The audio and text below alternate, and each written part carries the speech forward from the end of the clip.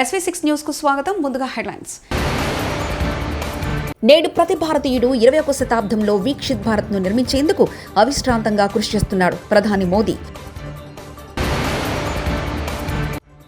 Mega డిఎస్సీపై CM Chandrababu ఆసక్తికరమైన వ్యాఖ్యలు. మిర్చికి 11,600కు పైగా మద్దతు ధర ఇవ్వాలని కేంద్రాన్ని కోరాం రామ్మోహన్ నాయుడు. వైకాపా నేత సజ్జల కుటుంబ సభ్యుల ఎస్టేట్ భూములపై సర్వే. సోల్ లీడర్షిప్ కాన్క్లేవ్ యొక్క మొదటి ఎడిషన్ ఉద్దేశించి పీఎం మోదీ ప్రసంగించారు.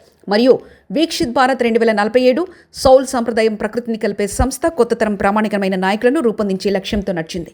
యువశక్తిపై స్వామి వివేకానందకున్న నమ్మకంతో స్ఫూర్తి పొంది ప్రపంచవ్యాప్తంగా అన్ని రంగాలకు నాయకత్వం వహించేందుకు ఇది వ్యక్తులను శక్తినిస్తుంది. బలమైన సంకల్ప శక్తి మరియు స్పష్టమైన దిశానిర్దేశంతో భారతదేశ భవిష్యత్తును రూపొందించడానికి మరియు ప్రపంచ వేదికపై రాణించడానికి సిద్ధంగా ఉన్న నాయకులను సౌల్ పెంచుతుంది.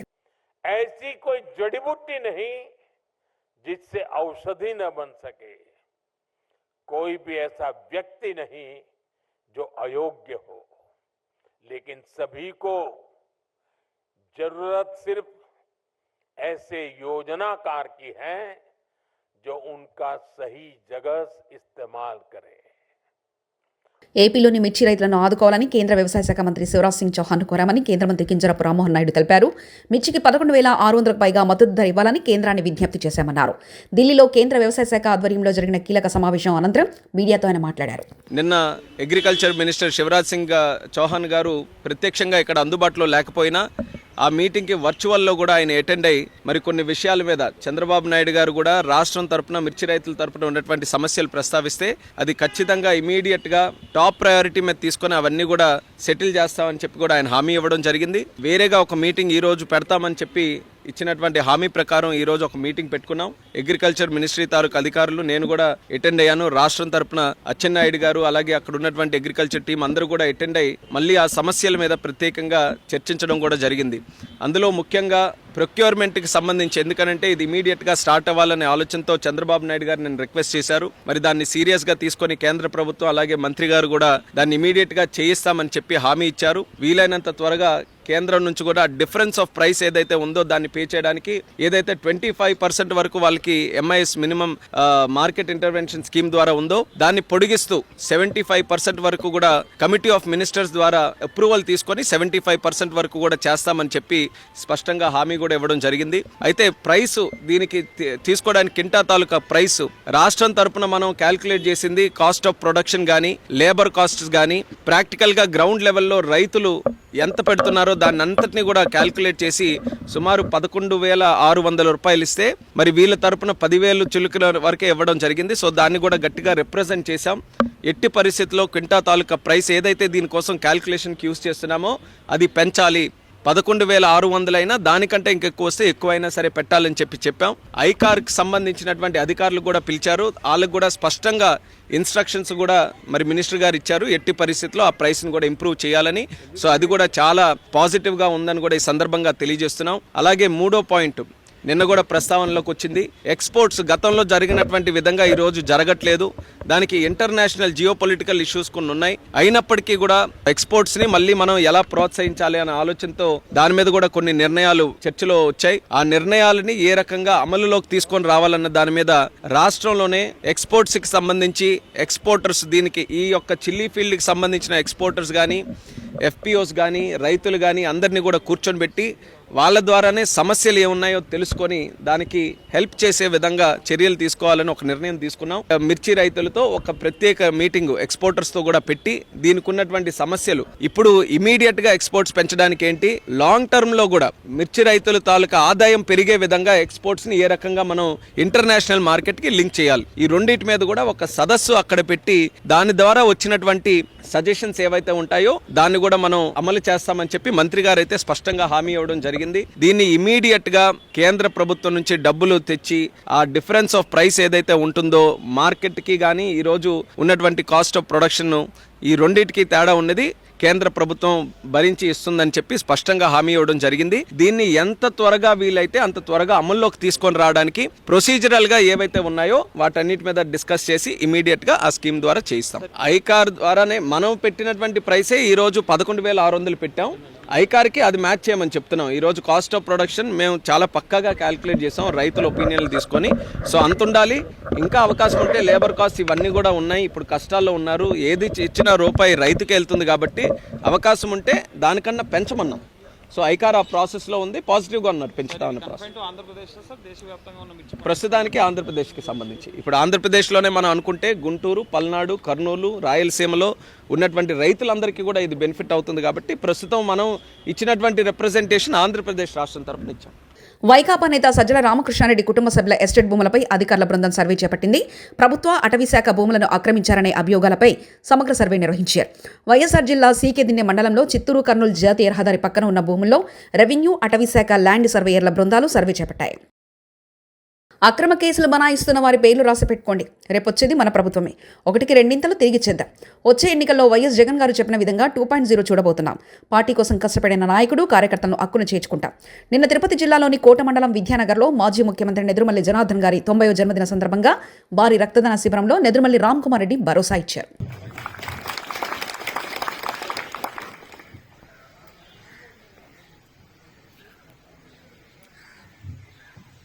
తొంభైవ జన్మదినం ఒక దశాబ్ద కాలం లేరు మన మధ్య. 80వ జన్మదినం కూడా మనం ఇలాగే జరుపుకున్నాం. 90 కూడా ఇలాగే. కానీ ఆయన ఆశయాల్ని వదలలేదు. ఆయన చూపించిన బాటను వదలలేదు. భక్తవసులు చెప్పినట్టు కానీ రాజకీయాలు మారినాయి.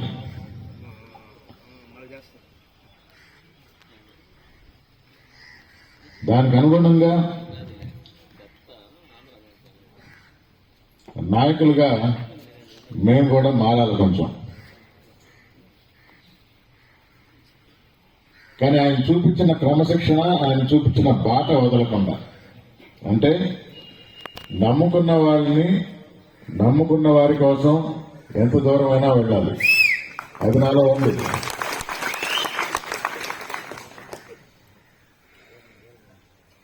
మనకు హాని చేయకుండా ప్రభుత్వాలు మారినా ఎవరి పని వాడు చేసుకుంటున్నారు. వారి కార్యకర్తలకు 4 మంచి పనులు చేస్తుంటున్నారు, 4 ముద్దలు ఎక్కువ పెడుతున్నారు, తప్పులేదు. కానీ మన జోలికి వస్తే, నన్ను నమ్ముకున్న వారి జోలికి వస్తే వాటిని వదిలిపెట్టేది మాత్రం లేదు.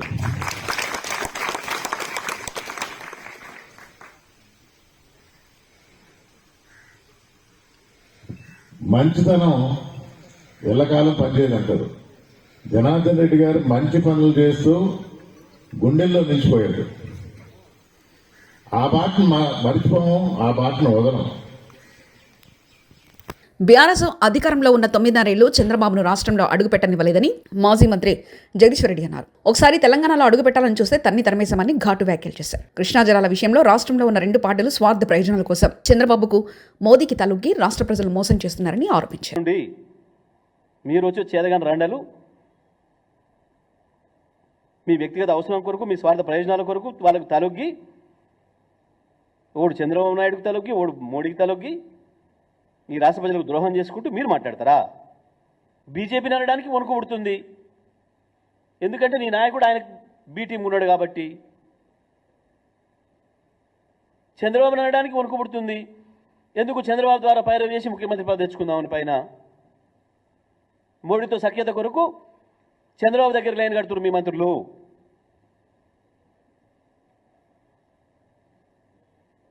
జగన్ పిలిచి అన్నం పెట్టిరు. బుద్ధుండాలి మాట్లాడడానికి. పక్క రాష్ట్ర ముఖ్యమంత్రి ఎవడన్నా వస్తే గౌరవం ఉండేవాడన్నా పిలిస్తే పెడతాడు. చంద్రబాబు ముఖ్యమంత్రి 3 రోజులు కాకముందే తీసుకొచ్చి రూమ్లో కూర్చోబెట్టుకొని సాటుకు మాట్లాడుకొని పోయినావు. నీ మంత్రి పోయి స్వయంగా ఆంధ్రప్రదేశ్ పోయి చంద్రబాబు మమ్మల్ని గెలిపించి వచ్చాడని చెప్పిండ్రు. సోయిన దానికి ఏమన్నా మాట్లాడేటప్పుడు ఉత్తమ్ మమ్మల్ని కల్పించింది చంద్రబాబే, తెలుగుదేశం అని చెప్పుకొని వచ్చిండు మీ మంత్రిపై. ఎందుకు మాట్లాడుతున్నారు సోయలేని మాటలు? శ్రీశైలం రిజర్వాయర్ నుండి అక్రమంగా జలదోపిడి. Srisailam reservoir Pothireddypadu head regulator కాలువ నుండి యథేచ్ఛగా ఆంధ్రప్రదేశ్ రాష్ట్రానికి తరలిపోతున్న నీరు. రుణమాఫీ కాలేదంటూ గాంధీ భవన్ మెట్ల మీద వృద్ధ రైతు ధర్నా. వెంటనే రైతు రుణమాఫీ చేయాలనే డిమాండ్. రేవంత్ రెడ్డి 2 లక్షల రుణమాఫీ చేస్తానని మాతో ఓటు వేయించుకున్నారు. ఇప్పుడు రుణమాఫీ చేయకుండా అందరికీ చేశామని ప్రచారం చేయకండి. పెన్షన్, పంట బోనస్ కూడా రాలేదంటూ గాంధీ భవన్ మెట్ల మీద వృద్ధ రైతు ధర్నా చేశారు. కలెక్టర్ కానీ బ్యాంకు ద్వారా కానీ వాళ్ళకు ఇన్ఫర్మేషన్ ఇస్తే ఈ 2 లక్షల మీరు చూసుకోండి, కనుమ పైసలు మేము కట్టుకుంటాం. మరి ఇక్కడికి ఎందుకు వచ్చినాం? ఇక్కడికి ఎందుకు వచ్చినామంటే నాకు 2 లక్షలు మాఫీ చేస్తాను. నాకు ఏది తెలియక ప్రగతి భవన్ అనేది నాకు తెలియదు. ఈ గాంధీ భవన్ అంటే ఎక్కడుందని ఆలోచనతో గాంధీ భవన్ కాడికి వచ్చిన. స్పష్టంగా నాకు 2 లక్షల రుణమాఫీ నేనే కాదు, పేద ప్రజలు చాలా మంది ఉన్నారు. నాకు స్పష్టంగా రుణమాఫీ చేయాలి. నీ పేరు ఏం పేరు? ఏ ఊరు నుంచి? ఏం పేరు? తోట యాదగిరి, శాలిగారు మండలం, తుంగుతుర్తి నియోజకవర్గం, నల్గొండ జిల్లా. నేను ఒక రైతును. నేను బోనసు స్పష్టంగా 55 క్వింటాలు 80 కిలోలు అమ్మిన స్పష్టంగా. అయితే దానికి బోనస్ కూడా ఇంతవరకు రాలే. సరే సన్నోట్లకు అన్నావు, పోచినాం చేసినాం, సరే 500 బోనస్ వస్తుంది కదా అని చెప్పంటే ఆ బోనస్ కూడా రాలే. ఇది రుణమాఫీ కాలే, ఇది పింఛనీ లేదు. మా పరిస్థితి అంటే ఆరోగ్యాన్ని ముచ్చట మేము మా దేవుని దయ చేసుకుంటున్నాం. మా అబ్బాయికి కనీసం కారణం వస్తే 25 లక్షలు అయినాయి. నువ్వు ఎందుకు కట్టలేదు, ఈ పైసలు నువ్వు ఎవరు కట్టలేని అంటున్నావు కదా. అటువంటి ఇబ్బందులు ఉన్నాం కాబట్టి మేము కట్టలేకపోయినాం. మాకు 3 పిల్లలు, అమ్మాయి. కాబట్టి ఎటు చేసి నాకు 2 లక్షల రుణమాఫీ చేస్తే చాలా సంతోషమైన విషయం. మీరు వాళ్ళు వచ్చిందాక నేను లేవను, స్వచ్ఛంగా నాకు ఒప్పుకోవాలి. యూరియా బస్తాల కోసం ఎగబడ్డ రైతులు. యూరియా కొరకు తెల్లవారుజాము నుంచే లైన్లలో నిలబడి రైతులు అవస్థల పాలవుతున్నారు. కరీంనగర్ జిల్లా తిమ్మాపూర్ మండలం మల్లాపూర్ గ్రామంలో ప్రాథమిక వ్యవసాయ సహకార సంఘం దగ్గర యూరియా బస్తాల కోసం ఎగబడ్డారు రైతులు. యూరియా బస్తాల కొరత ఉండడంతో ఒకేసారి రైతులు ఎగబడడంతో నెలకొన్న గందరగోళ పరిస్థితి. లోడ్ వచ్చిన గంట సేపటికే యూరియా బస్తాలు అయిపోవడంతో యూరియా సరిపడంత ఇవ్వడం లేదని రైతులు ఆందోళన వ్యక్తం చేశారు.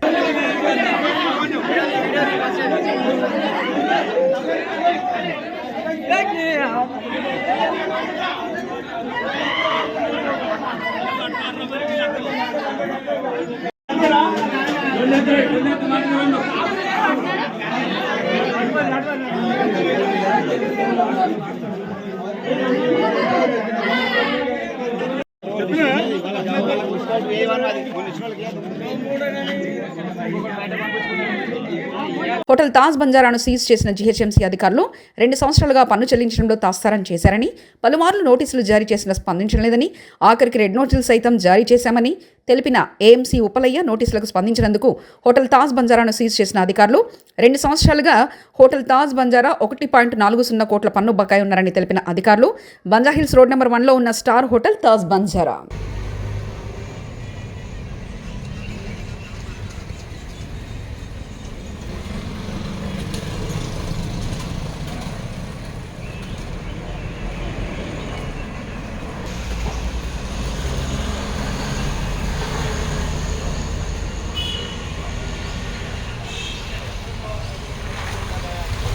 कौन है?